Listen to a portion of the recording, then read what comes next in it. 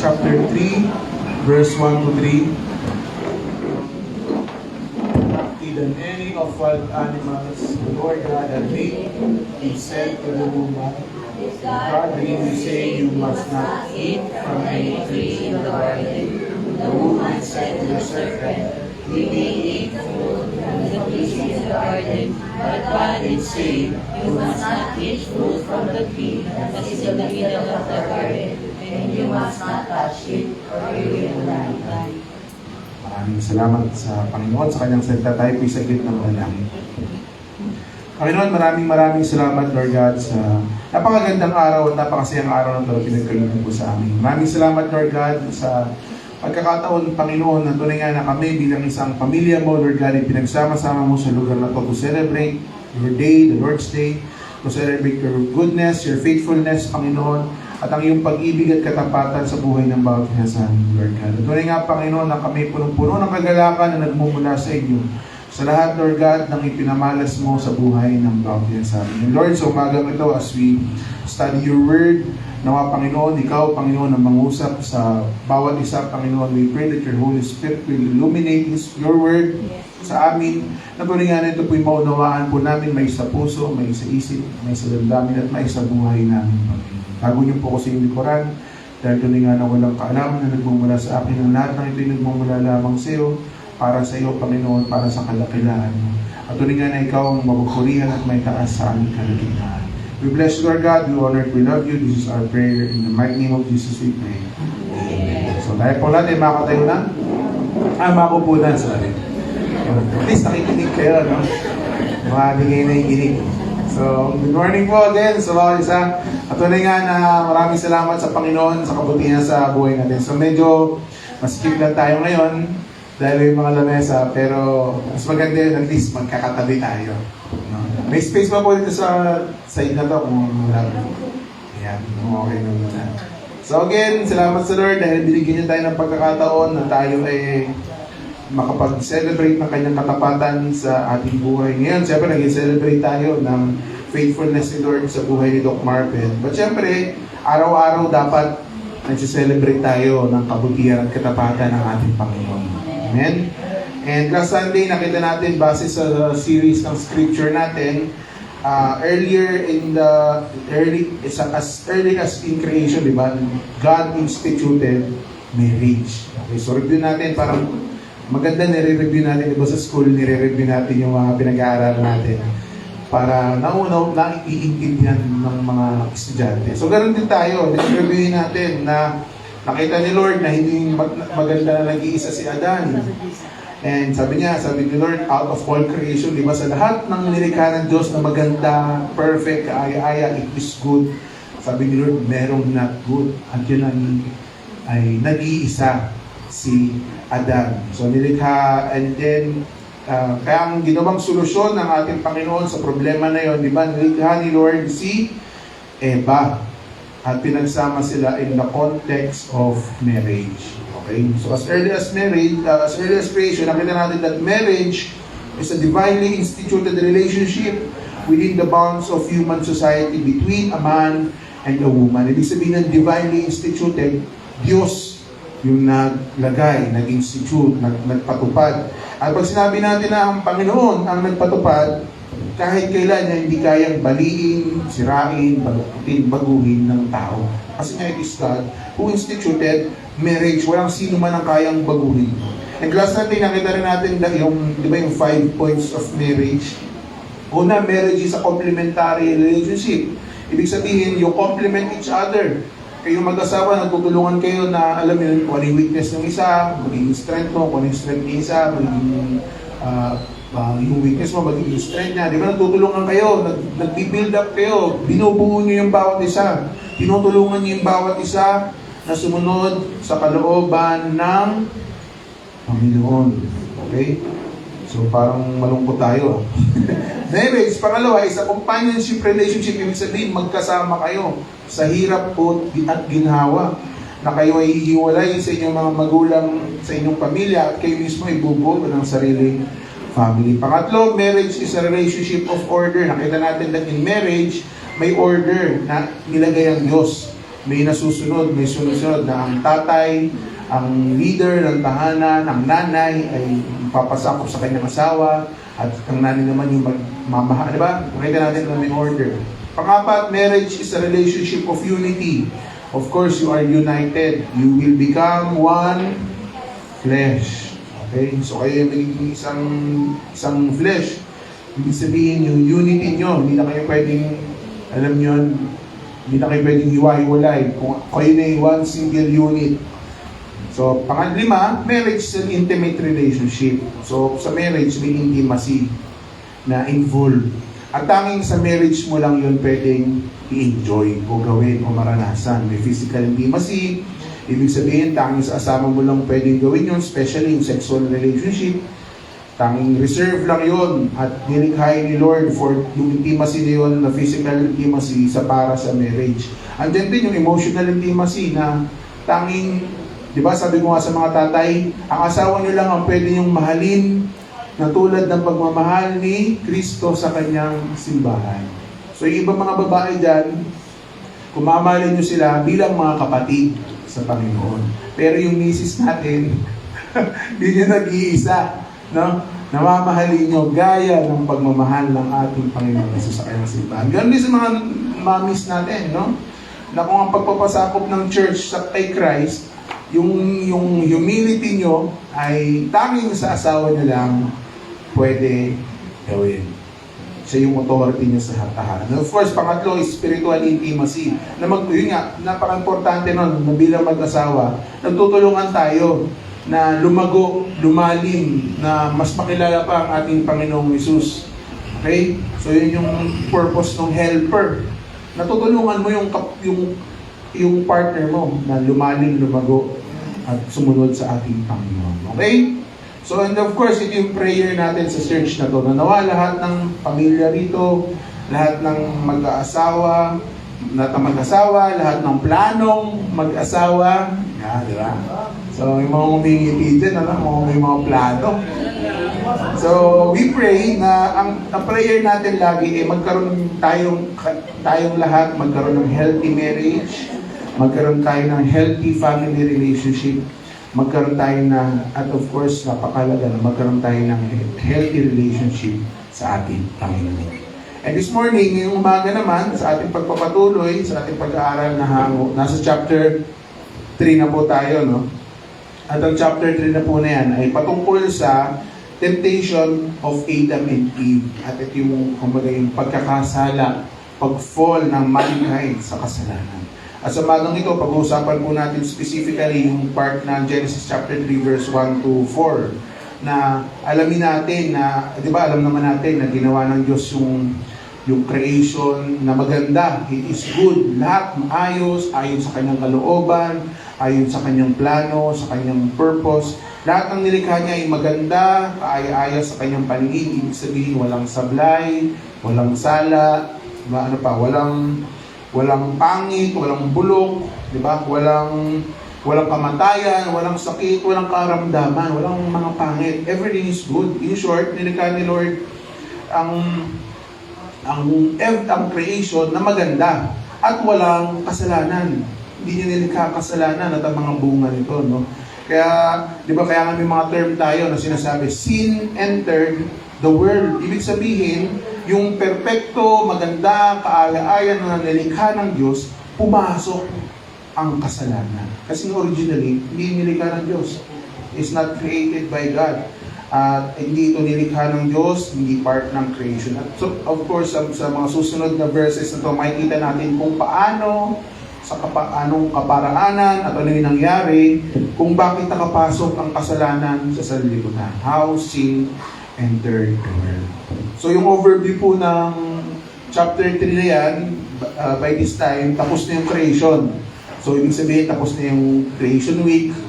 At ginagawa na ni Adam and Eve yung mga responsibilities nila sa garden, okay? So sa pagkakasunod-sunod na mga pangyayari, ginagawa na nila Adam and Eve yung utos sa kanila ni Lord to work, to tend, to keep, na pag-ingatan, pagharian yung Garden of Eden, lahat ng nilikha ng Panginoon. And of course, hindi naman dinitil dyan kung ano yung specific na ginagawa nila. Pero, syempre garden. So, since garden ito, syempre gardening works ang ginagawa nila. Pero interestingly, sa verse 1, mababasa po natin dyan, now, the serpent, pag sinabi kong serpent, ahas, sa Tagalog, was more cunning than any animals in the field which the Lord has made. Of course, traditionally, alam po natin na hindi lang yan basta normal na ahas, no? Traditionally, alam natin na sino yan? Si Satan.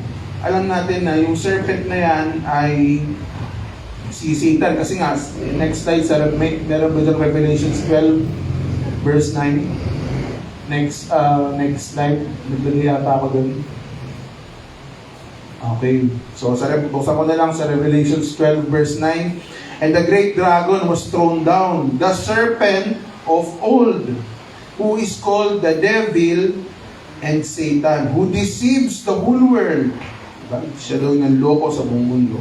He was thrown down to the earth, and his angels were thrown down with him. So, diba, nakikita natin na hindi to normal na ahas. Hindi normal na ahas na nakikita natin sa zoo.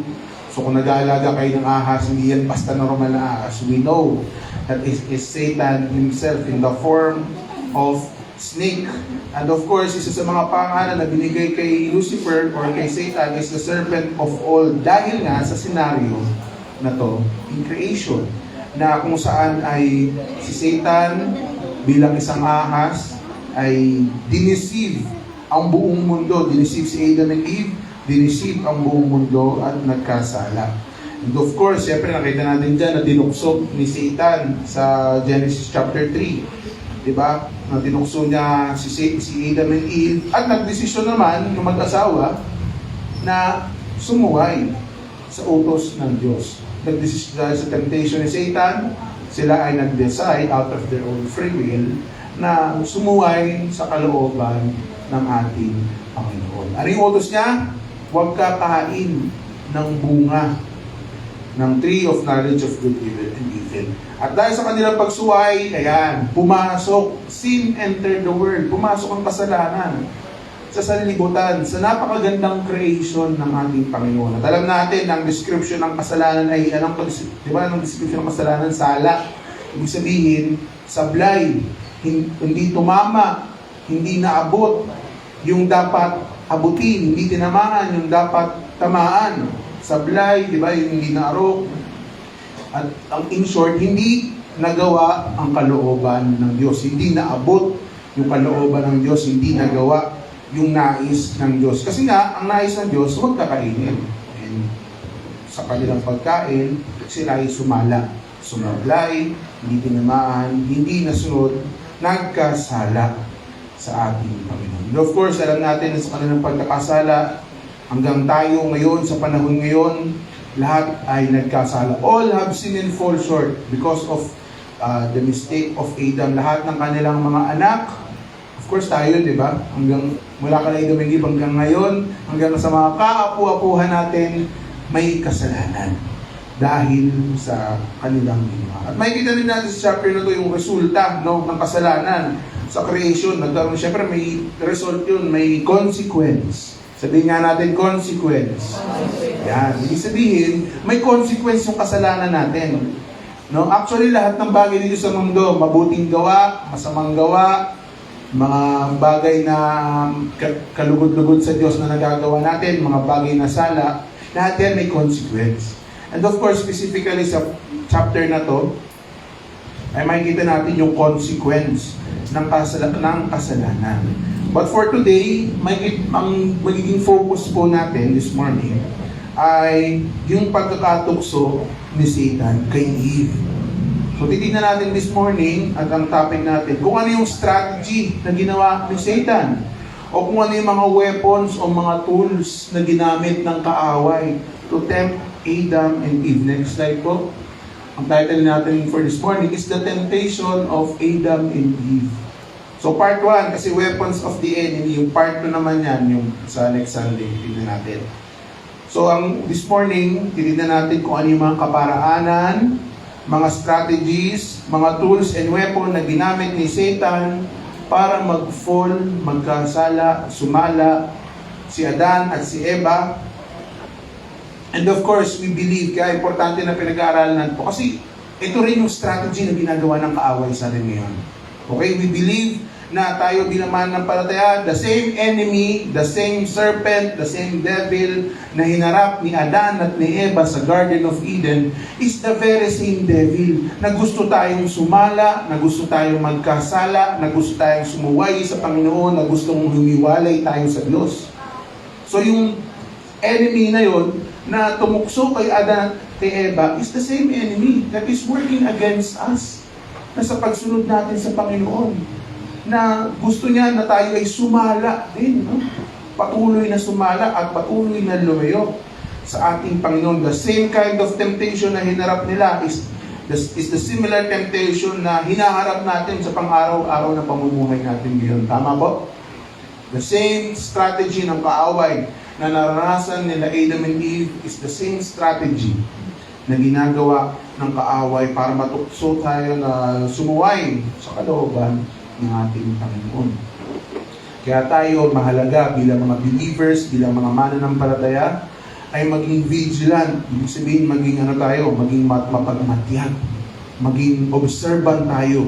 Hindi tayo, di ba, we are called to, hindi tayo pwede mag-relax sa buhay mananampalataya. Dapat nagiging maingat tayo. Dapat pinoprotektahan natin yung isip, yung puso, yung damdamin natin, yung mga mata natin. Pinoprotektahan natin yung mga kapatid natin sa Panginoon. Kasi nga, may kaaway tayo sa ating pananampalataya.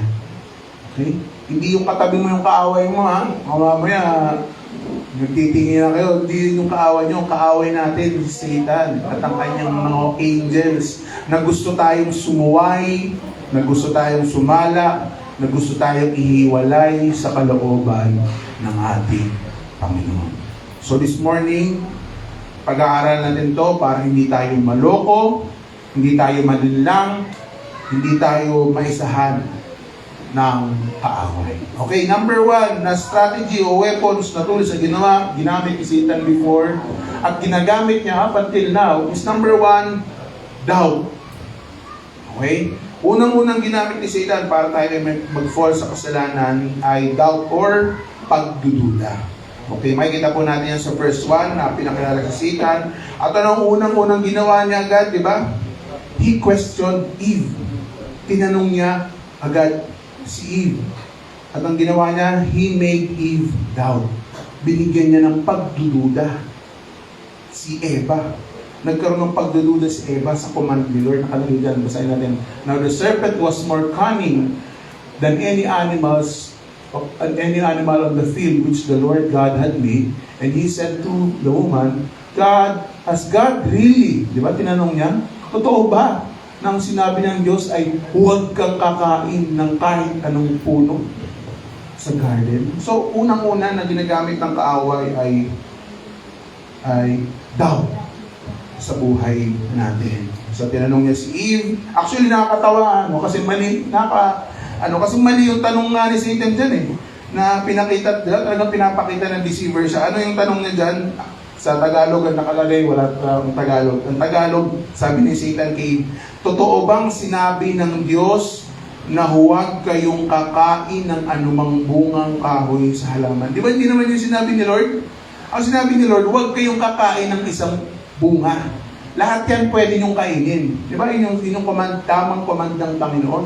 Pero yung quote, di ba? Yung pag-quote ni Satan, di ba? Yung sa command ng Diyos, sinungaling talaga. Very nature pa lang na deceiver si Satan. Pero yung tanong mo, nakakatawa ka, di ba? Sinunod ka pag nag-exam. Pag mali yung question, di ba? Mali rin yung sagot mo. So, definitely deceiving yung ginagawa dito ni Satan, that mali yung question, mali yung pag-code niya. At definitely, this will bring doubt sa pagtatanong niya kay Eve na i-question yung command ng Panginoon. And of course, ito yung first account sa Bible na kung saan ang isang tao ay nagduda sa ating Panginoon. Ang Bible ay punong-puno ng mga taong nagdududa sa Panginoon. Nagduda, pero si Eve yung kauna-unahan because of sa ginawa ni Satan. of course, na napaka-clear na command ng Lord sa kanila na tanging bawal lang ay ang bunga ng tree of knowledge of good and evil. So, ito yung unang-unang weapon na ginamit ni Satan is to doubt or pagdududa. Next slide, doubt is not the absence of faith, but it is the questioning of faith. Okay, so yung doubt daw po, yung pagdududa, hindi po yan yung kawalan ng pananampalataya. Kasi pag walang faith, tawag doon faithless. Tawag doon unbeliever, unbelieving, kasi nga wala. Pero yung kini-question mo, pinag-iisipan mo ng mali, yung pananampalataya mo, pinagdududahan. Yun yung questioning of faith. You can only doubt what you already believe. Okay, nakalamig dyan, no? So, kasi nga, ang pwede mo lang pagdudahan na yung isang bagay na pinaniniwalaan mo na. Na kung hindi mo pinaniniwalaan, ayun nga, pag di mo pinaniniwalaan kasi unbelief, hindi ka naniniwala. Pero pag kini-question mo, yung pinaniniwalaan mo na, tawag doon ay doubt, pagdududa. Hindi, kumbaga, walang belief. Doubt is a tool of Satan to make us lack confidence in God's word and consider His judgment unlikely. Ibig sabihin daw po yung doubt, which is a tool of Satan, is makes us lack confidence. Ibig sabihin, binabawasan natin yung pagtitiwala natin. So for example, kunwari, alam natin at pinaniniwalaan natin 100% na ang Diyos ay nagpapagaling, di ba? Ang Diyos ay tumutugon sa kagalingan ng isang tao sa anuman ng sakit at karamdaman. Pero the moment na questionin mo, kaya ni Lord pagalingin ako? Di ba? Kaya niyang pagalingin tong sakit na to, stage 4 na. Kaya ito ng Diyos? Comatose na. The moment na kinwestiyon natin yung ability ng Diyos, that is doubt. Yun yung pagdududa. Okay? So alam natin na ang Lord na nagpo-provide ng lahat ng pangangailangan natin, di ba? Alam natin na the Lord will provide yung mga basic needs ng buhay natin, di ba? Pero the moment, di ba, na tayo ay nagduda, naku, baka hindi to kaya ni Lord. 10,000, hindi kaya ni Lord to. 10,000 lang nagduda ka. Diba? Kasi 500, hindi kaya ni Lord to. Pero 500 pesos pinagdudahan mo ang Panginoon. That's doubt. Kasi nga, you believe na ang Diyos ay nagpapagaling. You believe that God will provide. You believe na kumikilos ang Diyos. Pero the moment na kine-question mo yun, that is doubt. Pagdududa. At yun yung nais ni Satan, na mabawasan yung pagtitiwala at magkaroon tayo ng pagdududa. In this case, si Eve, magduda siya doon sa utos ng Diyos. Of course, ano yung nangyari? Di ba? Hindi naging aware si Eve. Hindi niya ginardyahan yung kanyang sarili. And of course, syempre, responsibilidad ni Adam din yun. Kasi Adam should be... Ang nakakatawa dito, nung tinatempt ni Satan si Eve, magkasama lang sila ni Adan. Magkatabi. Okay? So, hindi sila magkahiwalay. So, nung pinakausap ni Satan si Eve, nandun lang si Adam nakikinig. No? And the ang kakakasal nga lang nila eh. Di ba? Sabi ni Lord, si Adam ang maglilid kay, poprotektahan niya dapat si Eve. So, lumalawak na tayo. Kulit kasi ni Adan. Kaya di ba nakakapagsin nyo, si Eve ang tinukso at unang nagkasala. Pero sino ang may kasalanan? Si Adan. Diba? The fall of Adam. Si kay Adam yung sisi. Kasi nga, it is his responsibility to protect, to guard Eve, the weaker vessel na tinukso ng kaaway. Okay, again, bago tayo tumuloy, mga tatay, mga asawa, responsibilidad natin yan, ha? Okay? Mga misis natin, our responsibility is to protect them from the attacks of the enemy. Okay? Application tayo nito, ha? Your responsibility, mga husband, is to protect your life. At specifically, dito hindi ginawa ni Adan, ano? At nagkaroon ng pagdududa si Eva sa salita ng Diyos. Of course, kung wala siyang pagdududa, doon pa lang, di ba? Doon pa lang, actually, kung wala siyang pagdududa, doon pa lang sa maling tanong ni Satan, dapat kinorek niya na eh, di ba? Di ba? Doon pa lang sa pagtatanong ni Satanas, ay dapat nagkaroon na sila ng firm stand sa katotohanan na sinabi ng Diyos. But because of doubt, yung pagdududa ay nasa kanyang pag-iisip na hinayaan niya ang pagdududa na maglaro sa kaisipan ni Eva.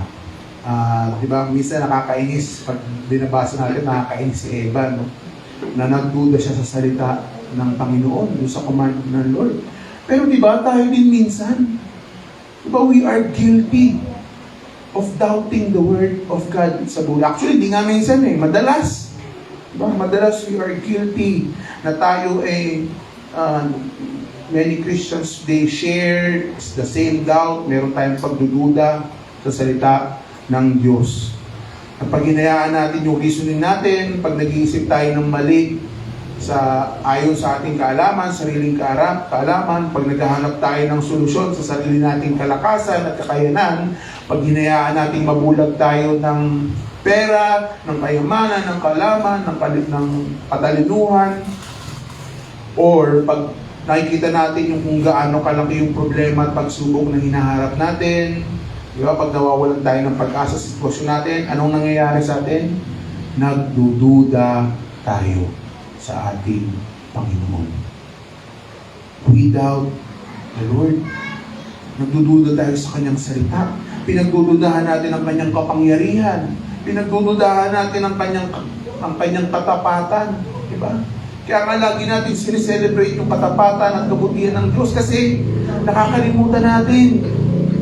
Kaya nga tayo nagsasama-sama, di ba? Tuwing weekly, pwede nga lang araw-araw magsama tayo na magpaalalahanan ng kabutihan at ang katapatan ng Diyos. Gagawin natin kasi ulyanin tayo. Nakakalimutan natin. Nagdududa tayo sa katapatan ng Diyos. Pinagdududahan natin ang salita ng Diyos, ang mga pangako ng ating Panginoon. And of course, we all know this is a tool, a weapon, a strategy na ginagamit ng kaaway sa atin ngayon. Ginamit niya kay Eve, kay Adam, and definitely ginagamit niya sa atin ngayon. At patuloy na ginagamit ng kalaban para tayo ay magkasala. Tapikin nga natin yung mga katabi natin. No? Tapikin natin, sabihin nyo, huwag kang magduda sa Diyos. Diba? Huwag tayong magduda sa Diyos. Manalig, maniwala, magtiwala, at manampalataya tayo sa ating Panginoon. Okay? Kasi ulyanin tayo, makakalimutin tayo, nagdududa tayo. Ngayon pa lang, di ba? Ngayon, pinag-uusapan natin na pag-uwi nyo sa bahay, puro na naman tayo pagdududa. Naku, Lord, ano na naman ito? Lunes na naman. Dumidilim na naman, Lord. Paano yung babahain na naman? Di ba? Kung pwede nga lang araw-araw, no? Kaya yun yung work ng Holy Spirit sa atin, eh.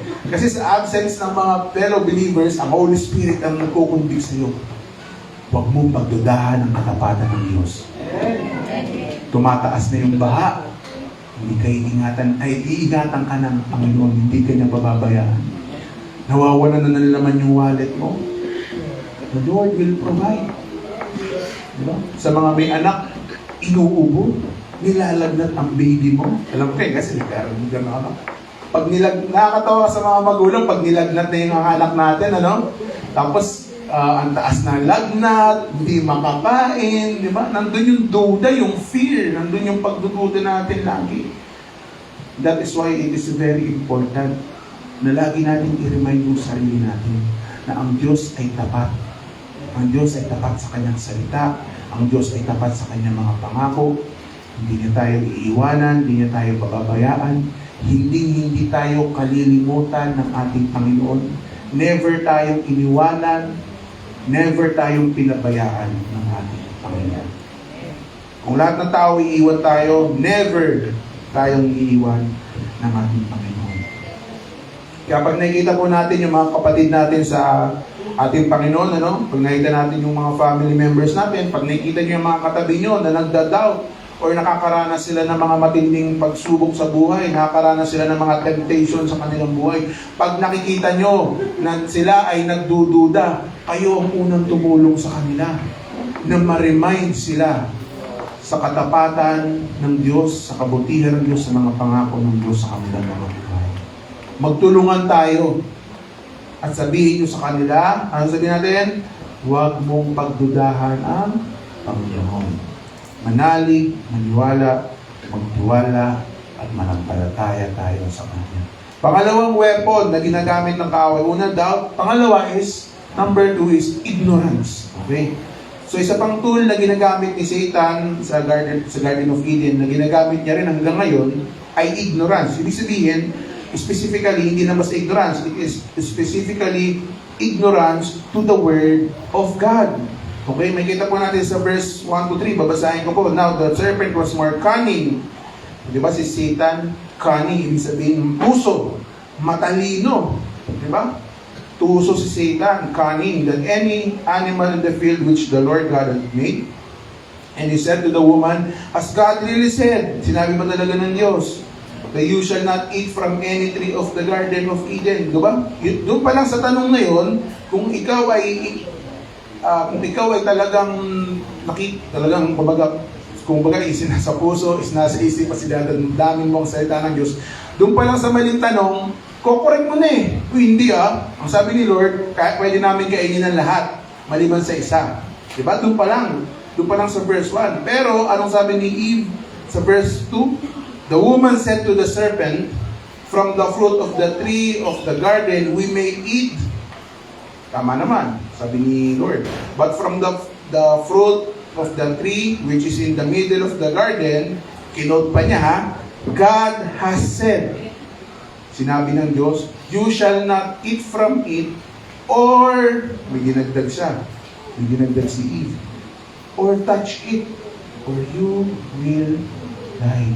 Makikita natin dito sa verses na to, no? Na creation, malinaw sa kanila na pwede nilang kainin lahat, maliban sa isang bungang kahoy. No? And sa verse 1, kinu-question ni Satan. And yun nga, yung actual command ng bungang kahoy, maliban lang sa isa, mali yung deceiving, yung question ni Satanas noon, and actuality ay ang command naman ng Panginoon is pwede nilang kainin lahat maliban sa isa. Pero ano yung response ni Eve sa verse 2-3? Sabi din, maaari namin kainin ng anumang bunga sa halaman, wag lamang ang bunga ng puno na nasa gitna niyon. Sinabi ng Diyos, kinote niya yung command ni Lord, na huwag namin kakainin ni hihipuin man ang bungang kahoy nito, upang kung kami raw ay kakain nito, mamamatay kami. Di ba nakita natin hindi natin alam kung willfully or sadya man or hindi sadya ni Eve, na idagdag pati hipuin. Very, very evident naman na sinabi ni Lord, huwag niyong kakainin. Clear yun. But of course, there is, anong ginawa niya? Nagdagdag. Di ba? Kung si Satan, binago yung salita ng Diyos, si Eve ay dinagdagan. So definitely, may ignorance na nangyari dito. Ignorance to the Word of God. At pag sinabi po natin ignorance, hindi lang po ito walang alam. Okay? Kasi usually, yun lang yung gamit natin eh. Pag sinabi natin ignorante. Walang alam. Pag sinabi po natin ignorance, meron natin dyan, next slide. Meron ba? Yan. Biblical ignorance is the lack of knowledge or information willfully or unwillfully. Okay? Ibig sabihin, yung biblical ignorance, yung lack of knowledge natin sa salita ng Diyos, pwede yung sadya or hindi sadya. Gusto mo na ignorante ka sa salita ng Diyos or hindi mo sinasadya na ignorante tayo sa salita ng Diyos, ng ating Panginoon. Kaya di ba kay Satan sa verse 1, he willfully ignored the Word of God. Kumbaga, dineceive niya kasi he is a deceiver. Yun yung ginawa niyang question, no? Yung statement niya. Pero kay Eve naman, kung si Satan willfully ignored the actual Word of God, binaloktot niya willfully, kay Eve ay somehow unwillfully display ignorance to the Word of God. Kaya nga, di ba, ito yung command sa atin ng Panginoon na we should study the Scripture, the Bible, day and night. Ibig sabihin, pag-aralan natin yung salita, yung mga sinabi ng ating Panginoon day and night. Kasi nga, para hindi tayo maging ignorante at hindi tayo magkasala. Kaya nga sabi sa Psalms 119 verse 10 to 11, I seek you with all my heart. Do not let me stray from your commands. I have hidden your words in my heart that I may not sin against you. Definitely si Eve, hindi niya tinago yung salita ng Diyos sa kanyang puso. Diba? We can clearly see. Minsan may ganun tayo eh. Kaya nga nabubuo yung chismis. Diba? Ang chismis, ano yun? Dagdag bawas ng information. Kasi nga, yung actuality ng information, hindi naman talaga natin dinadagdagan lang natin. Binabawasan natin. Kay Satan, binawasan niya. Kay Eve, dinagdagan niya. Diba? And napakalaking, kaya nga sa Revelation, warning ng Diyos, hindi ko na nailagay dyan. Kung sino man ang magdadagdag at magbabawas sa salita ng Diyos, di ba? Matinding kaparusahan. Kaya hindi tayo basta-basta pwedeng sabihin na ito ang sinasabi ng Diyos. God said to me. Hindi natin pwedeng sabihin, clean yun. Napakadelikado yun, mga kapatid. Mag-stick tayo sa actual salita ng Diyos. Kasi when we claim that ito yung sinasabi ng Diyos sa akin, di ba? Ano yun? Same authority ka ng salita ng Diyos. So we have to be careful that a display of willful ignorance sa salita ng Diyos. Maging maingat tayo. Na, di ba? Kaya, kasi nga hanggang ngayon, ito yung tool ni Satan na gusto niya wala tayong alam, gusto niya mali yung pagkakaalam natin, gusto niya hindi natin alam, gusto niya hindi natin inaalam, gusto niya ayaw nating alamin, di ba? Ang gusto ni Satan, ayaw nating alamin ang kalooban at nais ng ating Panginoon na makikita natin sa Bible. Yun yung nais ng kaaway. Kaya di ba, gumagamit si Satan ng iba't ibang reliyon sa buong mundo para mapanatiling nasa ignorance, nasa kadiliman ng tao. Kasi ayaw niyang malaman ng mga tao ang salita ng Diyos, making them ignorant to the Word of God. Ayaw ni Satan na pinipreach natin yung gospel, yung salita ng Diyos, dahil alam ni Satan na ang salita ng Diyos ay may kapangyarihan na palayain tayo sa kadiliman at kasalanan. May kapangyarihan to the power of the Holy Spirit. Diba? And even itong tool na to, napaka-effective po nito sa ating mga Christian eh. Alam niyo po kung paano, diba?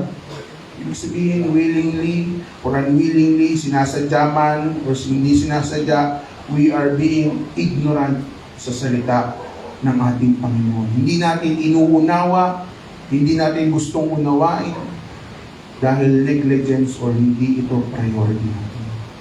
Gusto ni Satan na hindi natin binubuksan yung banal na libro, yung holy book ng Word of God. Anong gusto ni Satan? Binubuksan natin pagkagising pa lang sa umaga natin? Facebook. Yung gusto ni Satan. Ang gusto ni Satan, hindi natin binubuksan yung message ng Diyos sa atin, sa buhay natin. Anong gusto niyang binubuksan lagi natin? Messenger natin, no? Rhyme. Yes. Kita natin na yun ang ginagawa ng kaaway. Ayaw niyang bubuksan natin yung libro ng kung saan nakasaad ang salita ng Diyos na para sa atin. Ayaw niyang malaman natin yung mensahe ng Diyos para sa atin na makikita ng salita ng Diyos. Makikita sa Bible. Ngayon kung guilty tayo doon, this is the right time na kinakausap tayo ng Panginoon. Mga kapatid, that is ignorance sa salita ng Diyos. Nakakatuwa kasi ngayon, marami tayong Bible school students, nag-aaral sa Bible school. Pero hindi nun ibig sabihin na, ay sila na lang bahala mag-aral ng Bible. Makikinig na lang ako sa kanila. No! Hindi yun yung totoong ibig sabihin nun. Kaya mga kapatid natin, nag-google ng oras at panahon, nag-aaral sila sa Bible school para mas malaman nila yung salita ng Diyos in a deeper sense. Kasi hindi naman tayo lahat nakakapag-aral sa Bible school. Sila'y nag-aaral. Pero yung responsibilidad na tayo ay personal, na inaalam ang kalooban ng Diyos sa buhay natin, kanya-kanya yun. Kanya-kanya nating responsibilidad yun. Huwag niyong iasa sa mga pastor natin. Huwag niyong iasa sa mga Bible scholars natin. Huwag niyong iasa sa mga leaders natin. That is our personal responsibility. Lahat tayo dito tinatamaan. Sinusulat ko nga ito, ako yung unang tinatamaan. Kasi this is our personal responsibility. Nakilalanin, alamin natin ang ating Panginoon, kung ano ang kalooban at kanyang nais. So that we may not sin against the Lord. Malinaw po yun. This is a tool of the enemy. Diba?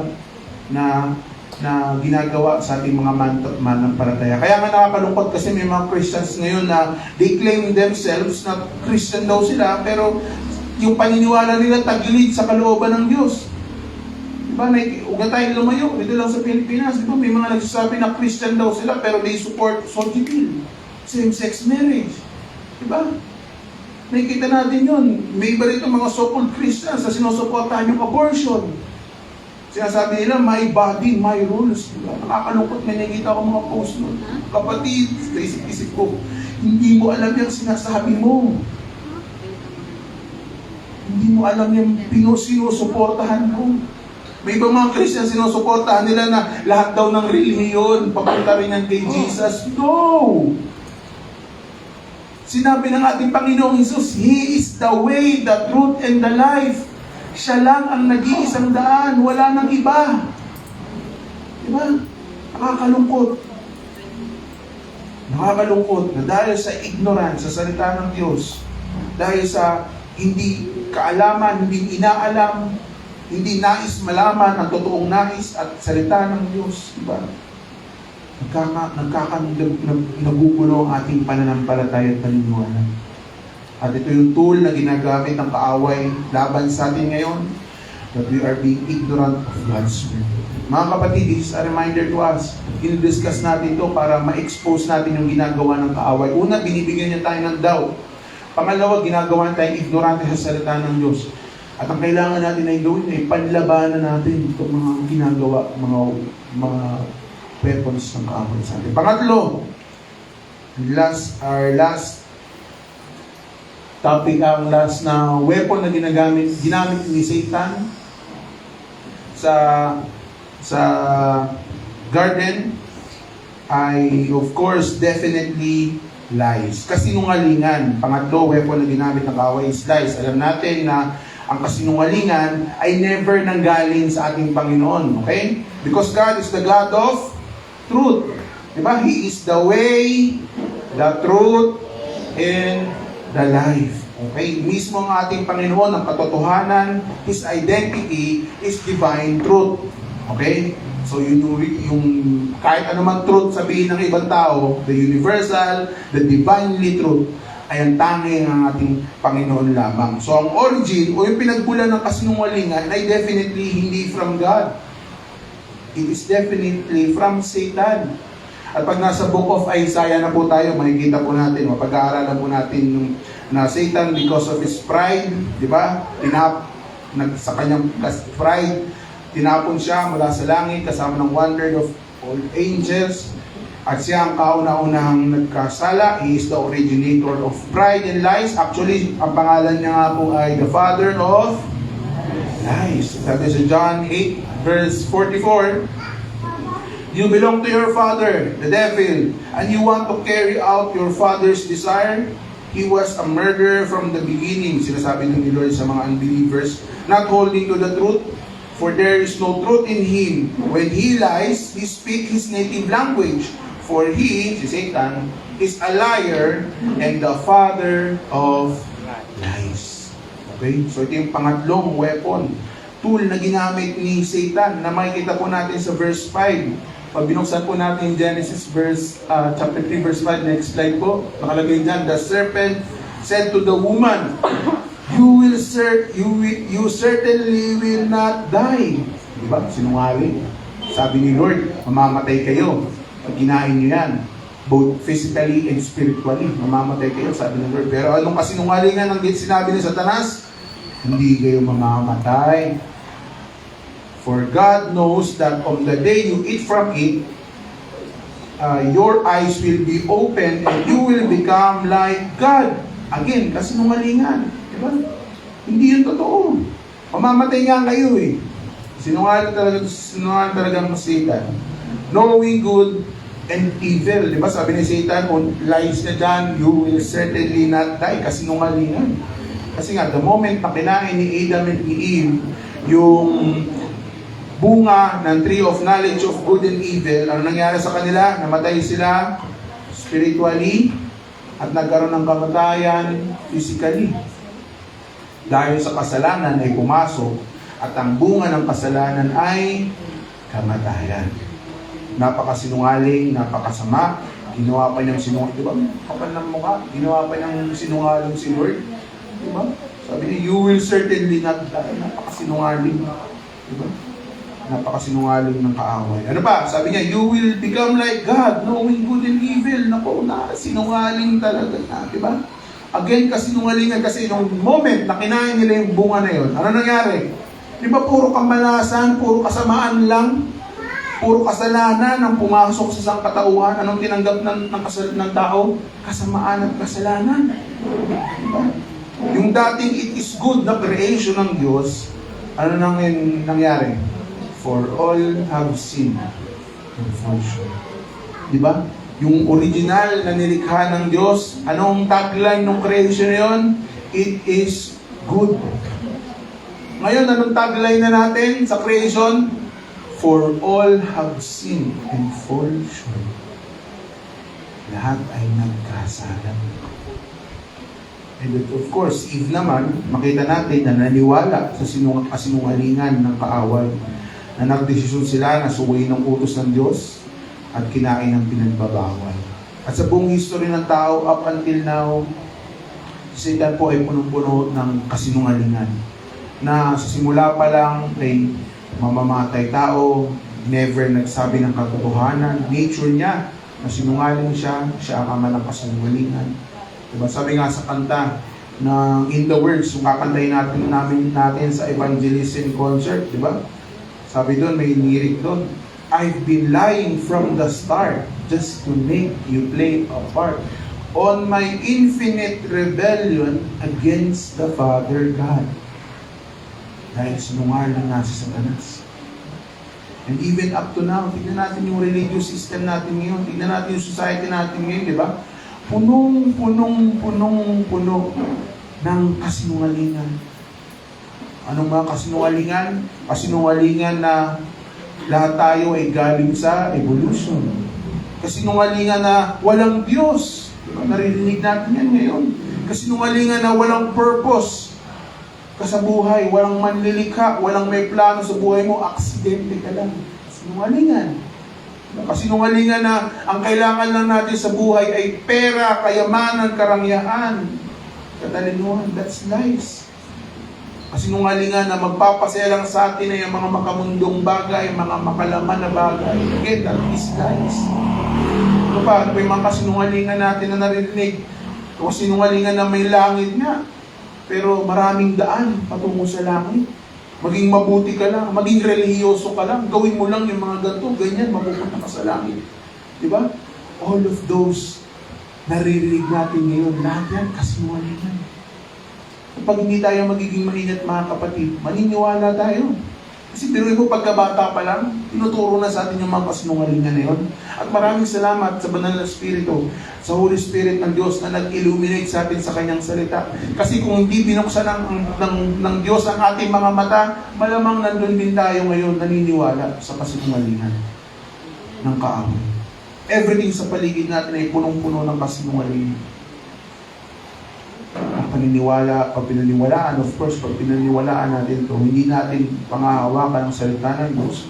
Kung pagdududahan natin ang salita ng Diyos, tayo ay maliligaw at magkakasala. Kaya lagi po natin tatandaan na dahil sa kasalanan, dahil sa sinfulness natin, sa kasalanan, sa sinfulness ng mundo, at sa influence, at sa attacks, sa mga tools, sa mga weapon ng kaaway, sa mundong ito, napakadaling magkamali. Napakadaling magkamali. Isa sa pinakamadaling gawin dito sa mundo ay magkamali. Napakadaling magkamali. Napakadaling magkasala. Napakadaling sumuway sa kalooban at nais ng ating Panginoon. At ito yung ginamit ng kaaway against Satan, ito yung ginamit ng Satan against Adam and Eve. Na sa temptation na naranasan nila mula kay Satan, using these tools, doubt, ignorance, and sin, and lies, diba? Ay nadala at nagkasala sila at sumuway sa ating Panginoon. Yung ginawa nila before, ay actively at effectively yung ginagamit ni Satan before ay ginagamit niya rin hanggang ngayon.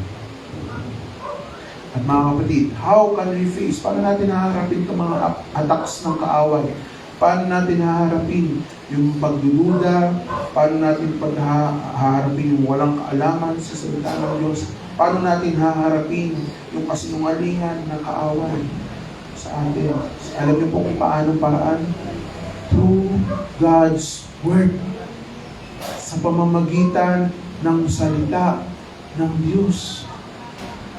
Hindi sa pamamagitan natin ng sarili nating kaalaman, hindi sa pamamagitan ng ating sariling kakayanan, hindi sa pamamagitan ng ating pera, kayamanan, karangyaan, hindi sa pamamagitan ng ating sariling lakas, hindi sa sarili nating kaunawaan.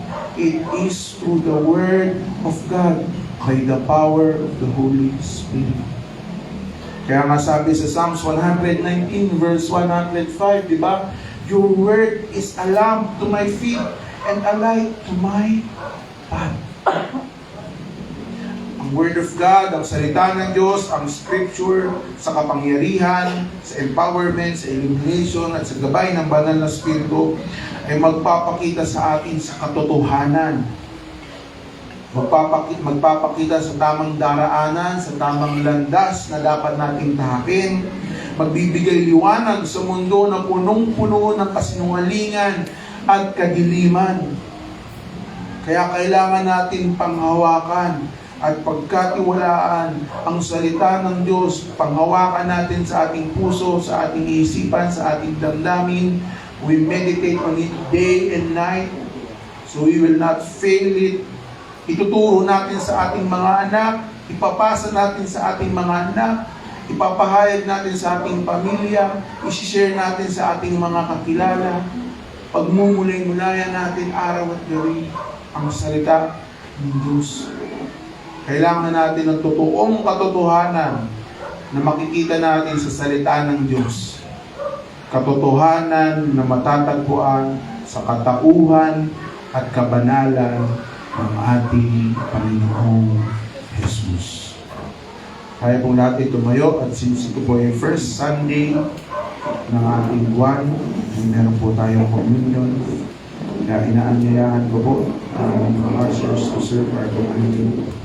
All the glory.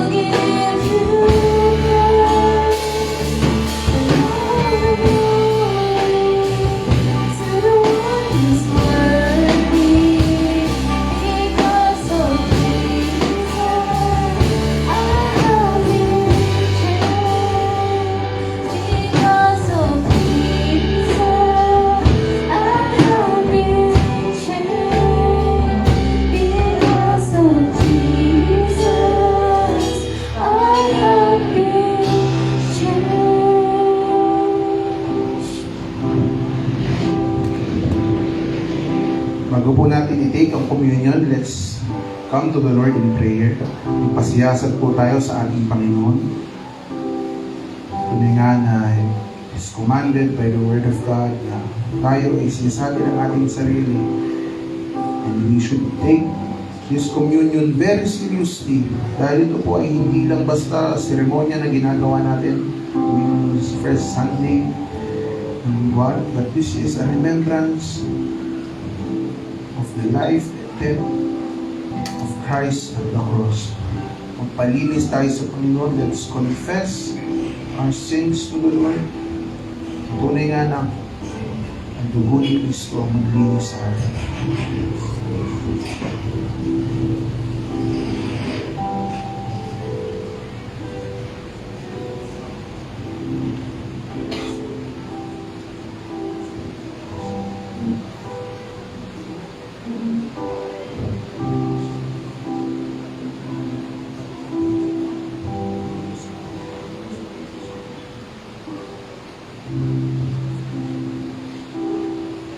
For I received from the Lord that which I also delivered to you, that the Lord Jesus on the night when he was betrayed, he took bread, and when he had given thanks, he broke it and said, "This is my body which is for you.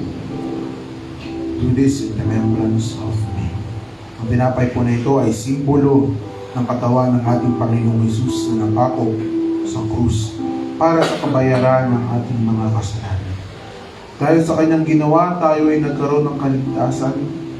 Sa halip na tayo ang magdusa at mamatay sa ating mga kasalanan, siya ang umako para sa atin. Ginagawa po natin ito tuwing unang linggo ng buwan para paalalahanan tayo sa ginawa ni Kristo sa krus mahigit 2,000 taon na ang nakakita. Panginoon, maraming salamat sa katawan ni Kristo na nabayubay sa krus.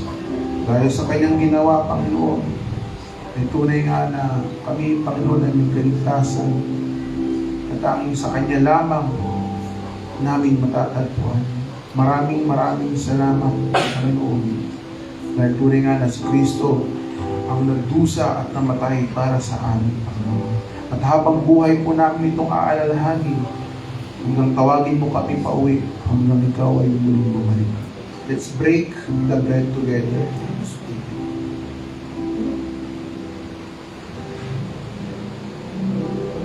The same way, he also took the cup after supper, saying, "This cup is a new covenant in my blood. Do this as often as you drink it in remembrance of me. For as often as you eat this bread and drink the cup, you proclaim the Lord's death until he comes." Ang saro po na ito, mga kapatid, ay simbolo ng dugo ng ating Panginoong Hesus na dumanak sa krus ng Kalbaryo. Dugo na luminis sa ating mga kasalanan, at dahil sa dugong ito tayo ay iniligtas tayo sa kamatayan at nagkaroon ng buhay na walang hanggan. Itong dugo ni Kristo ang pinambayad sa kaligtasan ng lahat ng mananampalataya sa Kanya.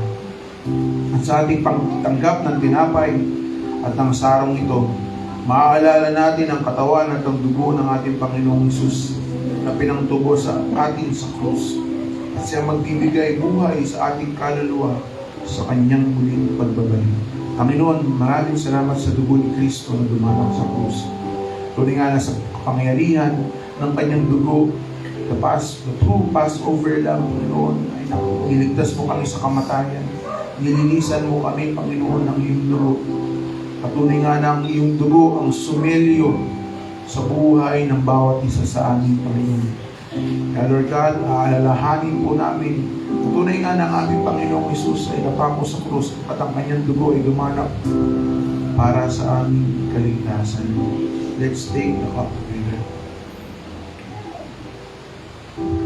Maraming salamat, Panginoon, sa kabutihan mo sa buhay namin.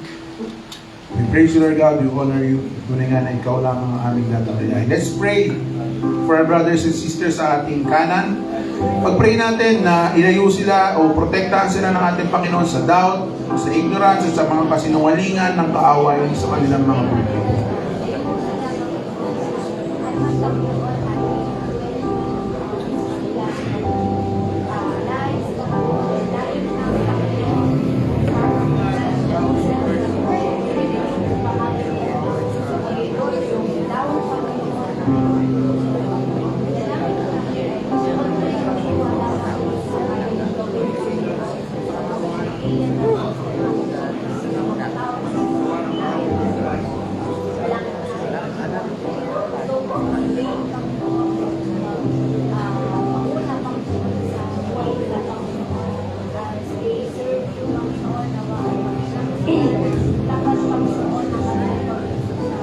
Let's also pray for our brothers and sisters sa ating kaliwa.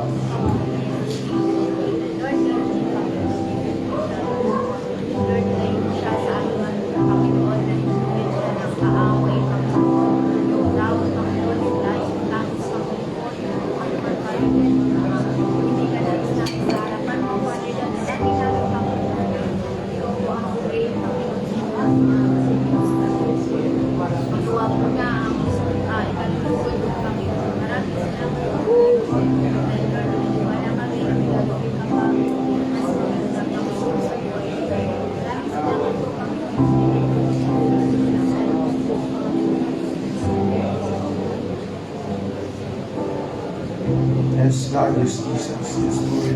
Panginoon, nawa, Ikaw, Lord God, ang patuloy na kumilos sa buhay namin. Ikaw, Lord God, ang tuloy nga na huwag niyo pong hayaan na kaming Panginoon ay maniwala, madala sa pagdududa na atake ng kaaway. Huwag niyo po kaming hayaan, Panginoon, na mawalan ng interes sa iyong salita. Pagkus lagi po namin itong hanapin siya sa atin, Panginoon, at sa puso at sa isip. At huwag niyo hayaan na kami, Panginoon, ay maniwala sa kasinungalingan ng kaaway, Panginoon. We pray, Lord God, that your Holy Spirit will move mightily sa buhay ng bawat isa sa amin. Pangunahan kami, Panginoon, na lagi kaming maniwala, manalig, manampalataya sa iyo, Panginoon. Lagi naming siyasatin ang kalooban mo na matatagpuan sa iyong salita. At lagi naming isabuhay ang katotohanan na tanging si Kristo lamang ang nagbibigay, Panginoon. At tanging si Kristo lamang ang katotohanan. At sa aming pansumandaling pag-iwalay, nawa, Lord God, Ikaw, Panginoon, ang kumilos sa buhay namin. And once again, we declare that we love you, Father God. We love you, Jesus. We love you, Holy Spirit. And we love one another. This is our prayer. In the mighty name of Jesus we pray. Amen. Magpalain mo tayo ng ating Panginoon siya.